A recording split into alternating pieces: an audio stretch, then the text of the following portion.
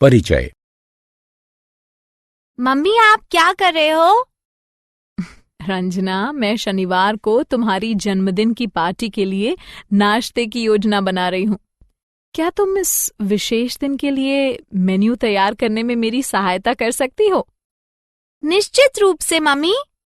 मेरे अधिकतर दोस्त चाउमीन, पाव भाजी और छोले भटूरे पसंद करते हैं। कृपया इन चीजों को मेन्यू में जरूर जोड़िएगा। धन्यवाद रंजना, किंतु ये जानकारी पर्याप्त नहीं है। आपको और किन अन्य जानकारियों की आवश्यकता है मम्मी? रंजना, मुझे ऐसे बच्चों की सही संख्या की जानकारी चाहिए जिन्हें चाउमीन, पाव भाजी और छोले भटूरे पसंद हैं। उसके बाद ही मैं इन चीजों की मात्रा तय कर सकती हूँ। अच्छा मम्मी, मैं अभी आधे घंटे में जन्मदिन की पार्टी में सम्मिलित होने वाले अपने दोस्तों और उनके पसंदीदा भोजन की एक विस्तृत सूची आपको देती हूँ। हाँ, ये बहुत अच्छा रहेगा रंजना। वादे अनुसार रंजना ने अपनी मम्मी को आवश्यक आंकड़े उपलब्ध कराए। बच्चों, इस पाठ में हम आंकड़ों के प्रबंधन के बारे में विस्तार से सीखेंगे। उद्देश्य। इस पाठ के अंत में आप निम्न करने में सक्षम हो जाएंगे: आंकड़ों को परिभाषित करना, आंकड़ों को संगठित करना, चित्रालेख की व्याख्या करना, आंकड़ों को प्रस्तुत करने के लिए चित्रालेख खींचना, दंड आलेख की व्याख्या करना और आंकड़ों को प्रस्तुत करने के लिए दंड आलेख खींचना। आंकड़े। एक खास इलाके के रेजिडेंट वेलफेयर एसोसिएशन यानी RWA ने आवासीय परिसर के अंदर वाहनों की तुलना में अधिक वाहनों की पार्किंग के लिए निवासों पर शुल्क लेने का निर्णय लिया है। इस प्रयोजन हेतु निवासियों से प्रवेश द्वार पर सुरक्षा गार्ड को अपने वाहनों की जानकारी देने के लिए कहा गया है। एक सप्ताह पश्चात अध्यक्ष रजिस्टर को देखते हैं। आइए हम इलाके के निवासियों द्वारा उपलब्ध कराई गई जानकारी को देखते हैं। तथ्यों और संख्याओं के इस तरह के अव्यवस्थित संग्रह को आंकड़ों के रूप में जाना जाता है। आंकड़ों का अभिलेखन। श्रीमती संदीप शैक्षणिक प्रभारी हैं। उन्होंने शीतल को 10वीं कक्षा के सभी विद्यार्थियों के पसंदीदा विषयों के लेखन का कार्य सौंपा है। शीतल सभी आवश्यक विवरण एकत्रित करती है, एक पत्र पर उसका सार करती है, एक फाइल में लगाती है एवं फाइल शैक्षणिक प्रभारी को सौंप देती है। चलिए आइए शीतल द्वारा एकत्रित विवरण पर एक नजर डालें। विभिन्न स्रोतों से एकत्रित की गई प्रविष्टि की जानकारी की प्रक्रिया आंकड़ों का अभिलेखन कहलाती है। आंकड़ों का संगठन। RWA के द्वारा रेजिडेंट से एकत्रित किए गए आंकड़े और शीतल के द्वारा शैक्षणिक प्रभारी को उपलब्ध कराए गए आंकड़े असंगठित हैं। क्यों? पूर्व आंकड़े एक नजर में RWA को उन निवासियों की संख्या नहीं बता पाते जिनके पास स्वयं के एक से अधिक वाहन हैं। उसी प्रकार बाद के आंकड़े भी एक नजर में शैक्षणिक प्रभारी को उन विद्यार्थियों की संख्या नहीं बता पाते जिन्होंने विज्ञान विषय का चयन किया है। आंकड़ों का संगठन आंकड़ों की एक सार्थक व्यवस्था को संदर्भित करता है जो एक नजर में वांछित जानकारी प्रदान करता है। आइए अब हम आंकड़ों को संगठित करना सीखते हैं। आंकड़ों को संगठित करने के लिए हम मिलान चिन्हों का प्रयोग करते हैं। आइए सीखते हैं कैसे। 10वीं कक्षा के सभी विद्यार्थियों की विषय वरीयता पर शीतल द्वारा एकत्रित किए गए आंकड़ों पर नजर डालते हैं। 3 कॉलम विषय, मिलान चिन्ह एवं विद्यार्थियों की संख्या बनाते हैं। एक एक करके विषय के नीचे सभी उपलब्ध विषयों को निर्दिष्ट करें। मिलान चिन्हों के नीचे उस विषय के सामने एक मिलान चिन्ह से एक विशेष विषय के लिए प्राथमिकता वाले एक विद्यार्थी को दर्शाएं। पिछले 4 मिलान चिन्हों को एक तिरछी रेखा से काटते हुए हर 5वें विद्यार्थी के द्वारा एक विशेष विषय के चयन करने को दर्शाएं। अब प्रत्येक विषय के सामने मिलान चिन्हों की गिनती कीजिए एवं विद्यार्थियों की संख्या के नीचे इसका अभिलेखन कीजिए। आंकड़ों का संगठन। आइए अब हम RWA के आंकड़ों को संगठित करते हैं, जिसकी चर्चा हमने शुरुआत में की थी। 3 कॉलम वाहन, मिलान चिन्ह एवं परिवारों की संख्या के नाम से बनाइए। एक एक करके वाहनों के नीचे 1, 2 और 3 निर्दिष्ट कीजिए।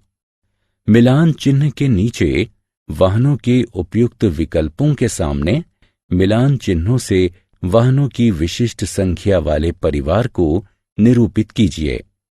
अब वाहनों के प्रत्येक विकल्पों के सामने मिलान चिन्हों की गिनती कीजिए एवं परिवारों की संख्या के नीचे इसे अभिलेखन कीजिए। आत्म मूल्यांकन। नीचे दी गई तालिका एक विद्यालय में विभिन्न आयु वर्ग के विवरण को दर्शाती है। विद्यार्थियों की संख्या वाले कॉलम में सही विकल्पों को उठाकर रखिए।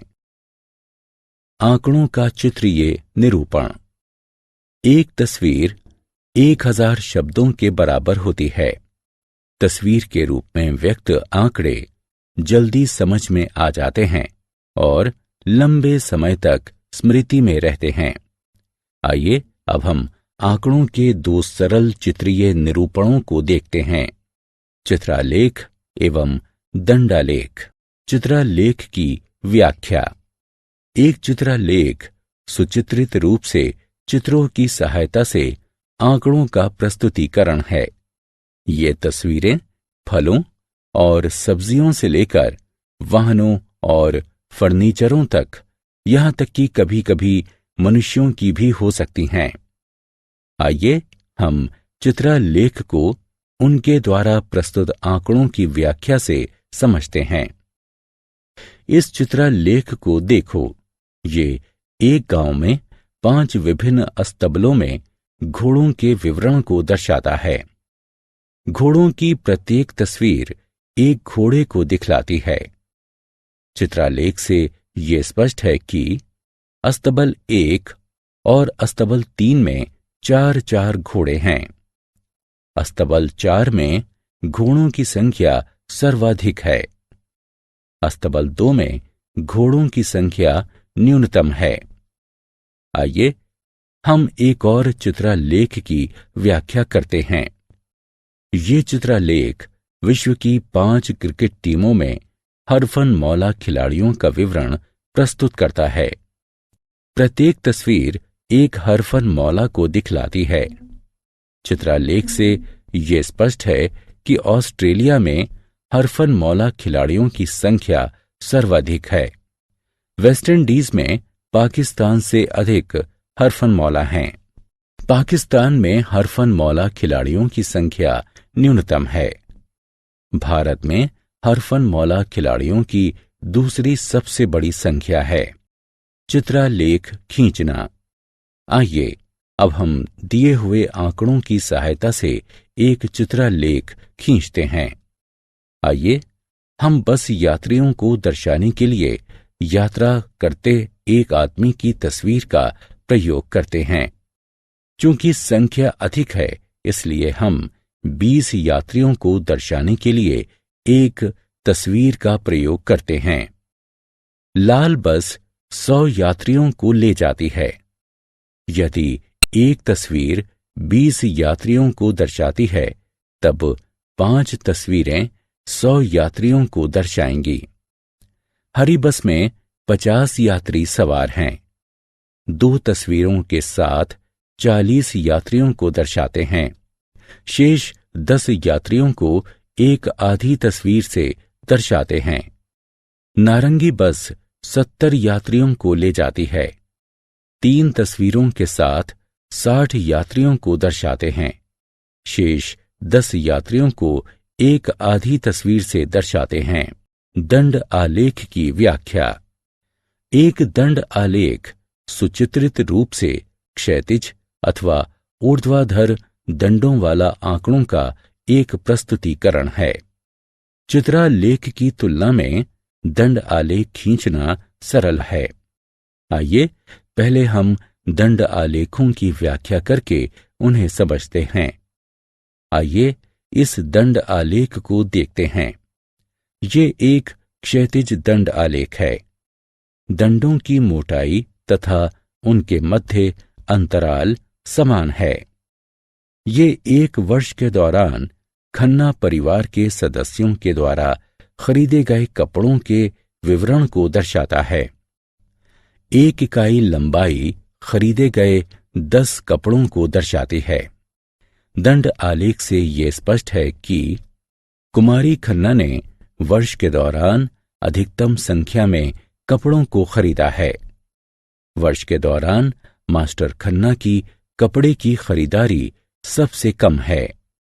श्रीमती खन्ना की खरीदारी श्री खन्ना से 5 कपड़े अधिक है। आइए एक और दंड आलेख की व्याख्या करते हैं। ये एक ऊर्ध्वाधर दंड आलेख है। ये एक कारखाने में महिला कर्मचारियों का विवरण प्रस्तुत करता है। दंड आलेख से ये स्पष्ट है कि प्रयुक्त पैमाने में एक इकाई लंबाई बराबर 50 महिला कर्मचारी। जीएच कारखाना अधिकतम संख्या में कर्मचारियों को रोजगार उपलब्ध कराता है। महिलाओं की अधिकतम और न्यूनतम संख्या के मध्य अंतर 250 है। यदि सीटी कारखाने में 50 और महिला कर्मचारियों को रोजगार दिया जाए तो ये जीएच कारखाने की महिला कर्मचारियों की संख्या के बराबर हो जाएगी। दंड आलेखों को खींचना। आइए अब हम दिए गए आंकड़ों की सहायता से एक दंड आलेख खींचते हैं। चूंकि ऊंचाई 60 के आसपास केंद्रित है, अतः हम 10 इंच प्रति इकाई लंबाई मापते हैं। अब आइए हम ऊर्ध्वाधर दंडों को खींचते हैं। दंडों की ऊंचाई इंच में लड़कों की ऊंचाई के अनुसार तय की गई है। आत्म मूल्यांकन। कॉलम ब की वस्तुओं को उठाकर कॉलम अ की संबंधित वस्तुओं पर रखें।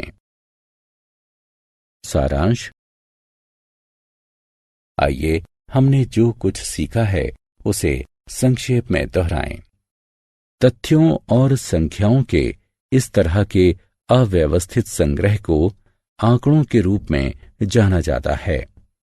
आंकड़ों का संगठन आंकड़ों की एक सार्थक व्यवस्था को संदर्भित करता है जो एक नज़र में वांछित जानकारी प्रदान करता है।